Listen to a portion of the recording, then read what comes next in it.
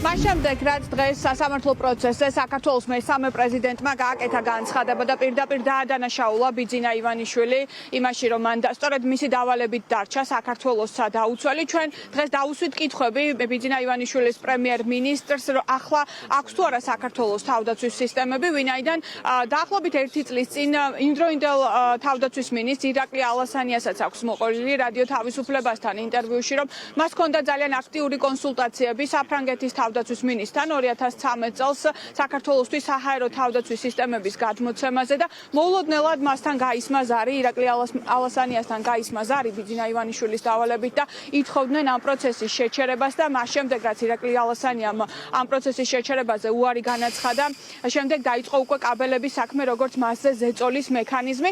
შესაბამისად, ახლაც, როდესაც მიხეილ სააკაშვილი ამის შესახებ საუბრობს, ბუნებრივია ჩნდება კითხვა. ახლა, როდესაც ახლო აღმოსავლეთში ასეთი турბულენტური ვითარება, საომარი მოქმედებები მიდის, არის თუ არა საქართველოსა დაცული? ჩვენ ვკითხეთ ირაკლი კობახიძეს, ბევრი კითხვა დაუსვით ამის შესახებ, თუმცა მას დღეს კონკრეტული პასუხები ამ საკითხზე არ გაუწია. ასევე დავინტერესდით ჩვენ რა ბედი ეწია დრონების წარმოებას, რომელიც ჯერ კიდევ 2023 წელს დაანონსა იმდროინდელმა მინისტრმა ჯუანშერ ბურჭულაძემ 2023 წელს წანისის სამხედრო ბაზაზე გატესტეს ქართულ-პოლონური წარმოების დრონები და სწორედ აქ დაანონსა იმდროინდელმა თავდაცვის მინისტრმა, რომ დაიწყებოდა მასობრივი წარმოება უპილოტო საფრენი აპარატების. ამის შესახებაც ვკითხეთ კობახიძეს, რა ეტაპზეა დრონების წარმოება, დაიწყო თუ არა საერთოდ, თუმცა ამ მიმართულებითაც დღეს კობახიძეს კონკრეტული არაფერი უთქვამს. 2023 წელს ქართულ-პოლონური წარმოების დრონები გატესტეს და მაშინ იმდროინდელი თავდაცვის მინისტრი ჯუანშერ ბურჭულაძე ამბობდა, რომ უკვე აპრილიდან წარმოება დაიწყება მასობრივად ამ უპილოტო საფრენი აპარატების. თქვენ თუ გაქვთ ინფორმაცია, სადმე დაიწყო ამ აპარატების წარმოება, რა ეტაპზეა ეს ყველაფერი? თავდაცვას როცა ეხება საქმე, ასეთი ინფორმაცია ასე მარტივად ბუნებრივია არ უნდა გასაჯაროდეს. ერთ-ერთი ეს არის, რაც შემიძლია გითხრათ.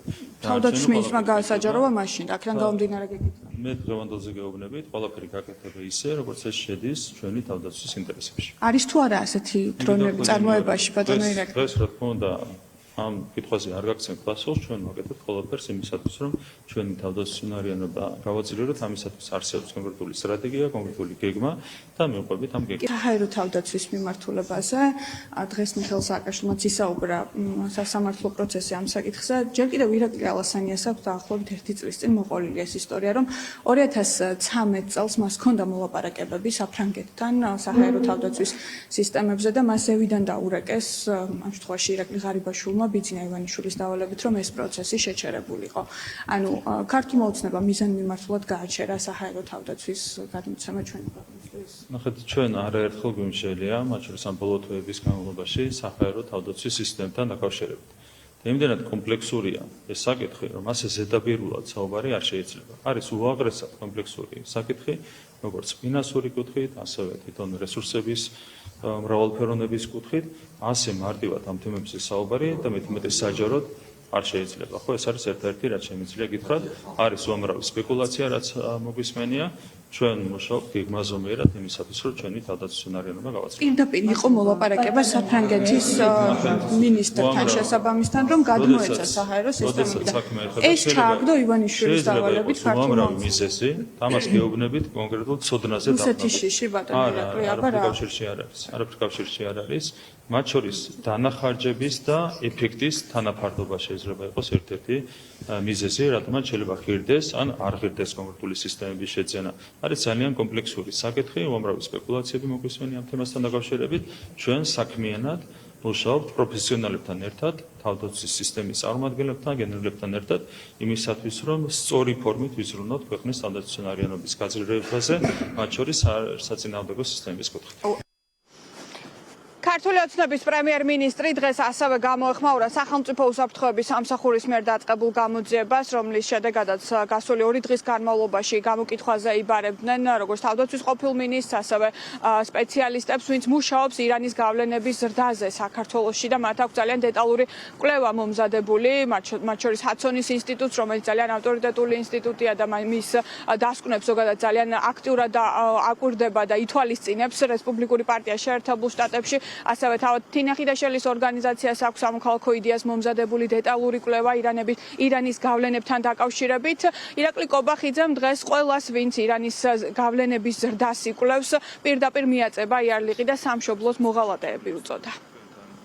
არ შეიძლება უცხოელმა აგენტებმა საქართველოში განსაზღვრონ რაიმე პოლიტიკური კუთხით. რაც შეეხება ირანს, ხო, ირანთან რო აიყოთ ვაჭრობის მონაცემები, ნახავთ, რომ ჩვენი ექსპორტი ირანში არის 9%-ზე ნაკლები საერთო ვაჭრობაში და იმპორტი ირანიდან არის 1.4%. ასე დროს, როცა საუბრობენ ადამიანები, რომ საქართველოს გამოიყენება ირანული სანქციების გვერდისავლისთვის, ეს არის ერთი რომ ტყუილი და მეორე ეს არის ჩვენი ეროვნული ინტერესების მიზანმიმართული დაზიანების მსწელვა. რა თქმა უნდა, ისინი ვერ დააზიანებენ ჩვენს ეროვნულ ინტერესებს, თუმცა რა აზრი უტრიალებთ ამ ადამიანებს, ეს არის აბსოლუტურად ცხადი, ხო? ეს მონაცემები უკვე ადასტურებს იმას, რომ ასეთი განცხადებები არის ყალბი.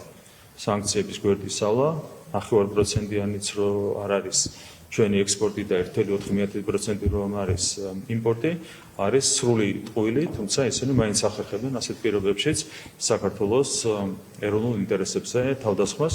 ამიტომ ამბობ ჩვენ მარტივად, რომ ესენი არიან უცხოელი აგენტები. თინა ხიდაშელმა გააკეთა განცხადება და ერთ დღეში სცადა მისი უარყოფა. ერთ დღეში დაადასტურა, რომ ტყუილი თქვა, ხარ რომ თითქოს ასეთ განცხადება არ გაუკეთებია. წინა დღეს ქონდა გაკეთებული 2 დღით ადრე ეს განცხადება საჯაროა და გავრცელდა კიდეც, ხო? ერთ დღეში როცა გიწევს საკუთარი ტყუილის უარყოფა, აქედან ჩანს, რომ შენ მიზანმიმართულად აზიანებ საქართველოს ეროვნულ ინტერესებს. რეალურად პრობლემა არ არის ის მაგალითად, რომ ირანის საელჩოსთან დაახლოებით 100 ადამიანი იკრიბება და იმ მოწოდებებს აკეთებს, რასაც ნახეთ ალბათ, უნდა გაიცანოთ ამ ყველაფერს. ამით არ უნდა ინტერესდებოდეს ახლა სახელმწიფო უსაფრთხოების სამსახური. საქართველოს პარლამენტის წინ იკრიბება ხოლმე 100 ადამიანი და აკეთებს ქართული სახელმწიფო საწინააღმდეგო განცხადებებს. ყველაფერს მართვა ჭირდება. ყველაფერს ჭირდება მართვა. როდესაც ადამიანი გამოდის და საუბრობს უნივერსიტეტზე, რომელსაც ავტორიზაციაც კი არ აქვს მინიჭებული და როდესაც აქ ცდილობს, რომ საქართველოს სახელმწიფოს რაღაც დააბრალოს, აქედან ჩანს რა მძიმეა უცხოელი აგენტის ბედი. რა მძიმეა ქართული ახალი სერგო-ორჯონიკიძეების ბედი. ეს ადამიანები საერთაშორისო გამჭვირვალება, თინა ხიდაშელი და ამ შემდეგ არიან იმაზე მძიმე მდგომარეობაშიც კი, ვიდრე იყო 1921 წელს სერგო-ორჯონიკიძე. ხო, სხვას ვერაფერს ვერ შევადარებ. სადმე ვახსენე ხა დაჭერა, მე ვაცხადებ, რომ ისინი მე ვაცხადებ, ამას სჭირდება სამართლებრივი სტანდარტი დამტკიცება. დღეს ქართული ოცნების პრემიერი პირველად გამოეხმაურა ასევე მაღალჩინოსნებისთვის, ამ შემთხვევაში დიპლომატიური და სამსახურეობრივი პასპორტებისთვის უვიზო რეჟიმის საბოლოო შეჩერების გადაწყვეტილებას, რომელიც მიიღო დაახლოებით 4 დღის წინ ევროკავშირმა საბოლოოდ. როგორც ირაკლი კობახიძე ამბობს, ეს მათთვის პრობლემა საერთოდ არ წარმოადგენს. როგორც ჩანს ამ მხრივ ქართულ ოცნებაში გარკვეული ასთა სხვადასხვაობაა, ვინაიდან ჩვენ ვისმენთ ნაწილ განცხადებებს, რომლებიც ამბობენ, რომ ეს მათთვის იქნება სერიოზული დისკომფორტი. ირაკლი კობახიძე კი ცდილობს, რომ გააბაიბუროს ეს საკითხი და ამბობს, რომ ისინი შეიტანენ ვიზაზე ჩვეულებრივად განაცხადს და ამის შემდგომ გაემგზავრებიან უკვე ევროპის შესაბამის ქვეყანაში. ჩვენ მას ასევე ვკითხეთ დღეს მათ ქმედებებზე, ვინაიდან ევროკავშირი პირდაპირ ამბობს მის გადაწყვეტილებაში, რომ თუ ქართული ოცნება არ გამოასწორებს საგარეო კურსს, არ დაუბრუნდება დემოკრატიულ გზას, ამ შემთხვევაში ყველას საქართველოს თითოეულ მოქალაქეს ემუქრება ის, რომ ყველას გაუქმდეს უვიზო რეჟიმი, ამ შემთხვევაშიც ქართული ოცნება არ აპირებს დათმობებზე წასვლას. მახსოვს სააკაშვილი ხსნიდა ხოლმე ერთ და იგივე ობიექტს 5ჯერ და ამ შემთხვევაში ევროკავშირმა 5ჯერ გააუქმა ერთი და იგივე სავიზო რეჟიმი დიპლომატიური პასპორტებისთვის. აი სააკაშვილის სტანდარტია, ნაცმოძრაობის სტანდარტი უდაბლეს დონეზეა ჩასული ევროპული ბიუროკრატია. საერთოდ აღარ არის ესეც საინტერესო, ჩვენთვის საერთოდ არ არის ეს საკითხი საინტერესო, ეს აჩვენებს კიდევ ერთხელ ორმაგ სტანდარტებს. სრულ განუკითხაობას, რომელიც არის ევროპულ ბიუროკრატიაში, არის ძალიან ტრაგიკული ის მდგომარეობა, რომელიც არის შექმნილი. ევროპაში აი მათ შორის უნგრეთს სტუმრობთ ხოლმე ხშირად. ვიზას იღებთ ხოლმე წინასწარ თუ აქამდე უნგრეთში არ გჭირდებოდა? მოვაგვარებთ ამ ყველაფერს ძალიან მარტივად. შევიტანთ განაცხადს, მივიღებთ ვიზას და წავალთ შესაბამის ქვეყანაში. 4 შაბათს ჩაინიშნა საგანგებო დებატები, ელენე ხოშტარია და სხვა პოლიტიკური პატიმრები. როგორც ჩვენ გვაქვს ინფორმაცია, ქართული ოცნების დელეგაცია აპირებდა გამგზავრებას სტრასბურგში. ხომ არ შეცვალა ამ დღის წესრიგმა თქვენი დღის წესრიგი? მე ვერ გეტყვით არ მაქვს ამასთან დაკავშირებით ინფორმაცია. თავისთავად ეს დებატები აბსოლუტურად უინტერესოა, ბუნებრივია ჩვენთვის, როდესაც საუბრობენ პოლიტიკურ პატიმრებზე, ყველა მეცის რომ საქართველოში შედგა წარუმატებელი, მაგრამ რევოლუციის ხუთი მცდელობა 4 წლის განმავლობაში.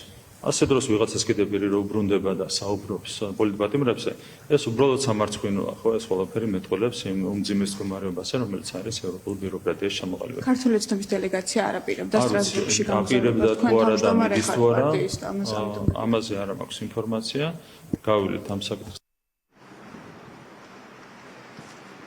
როგორც მოისმინეთ, ჯერ ქართულ ოცნებაში საბოლოოდ არ არის მიღებული გადაწყვეტილება წავლენ თუ არა სტრასბურგში ევროპარლამენტის სესიაზე და ვის შეხვდებიან იქ შესაბამისად, თუმცა ფაქტი არის ერთი, რომ იმ შემთხვევაში თუ ქართული ოცნების დელეგაცია გაემგზავრება სტრასბურგში, მათ მოუწევთ ვიზაზე განაცხადის შეტანა.